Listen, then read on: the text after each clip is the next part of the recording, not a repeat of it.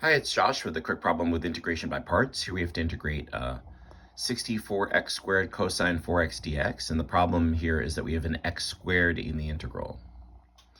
So what we can do is we can use integration by parts, setting up u equals x squared with du equals 2x dx, and then dv will be the rest of the integral, cosine 4x dx. And then that means that function v will be a quarter sine 4x, because the derivative of that is precisely cosine 4x dx.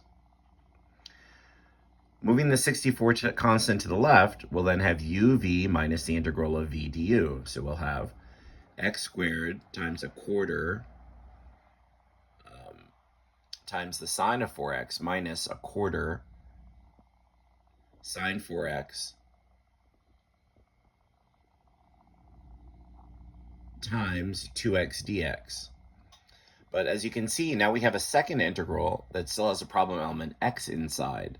So we're going to repeat the process and do integration by parts again.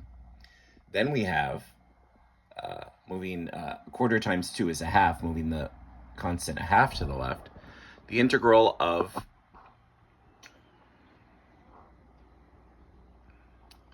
x sine 4x dx, so that u equal x and du will be dx, and then our dv will be the sine of 4x dx. So then our function v will be negative a quarter cosine 4x. Using integration by parts again, we have a quarter times x cosine 4x minus the integral of minus a quarter cosine 4x dx. That can be integrated with the integral of cosine simply being sine. We have a double negative, so we get a half times a quarter x cosine 4x plus 1/16 sine 4x dx. Distributing the constant, we have a quarter x squared sine 4x plus 1/8 x cosine 4x plus 1/16 sine 4x dx. Don't forget the 64, and the final answer will be 16x squared sine 4x plus 8x cosine 4x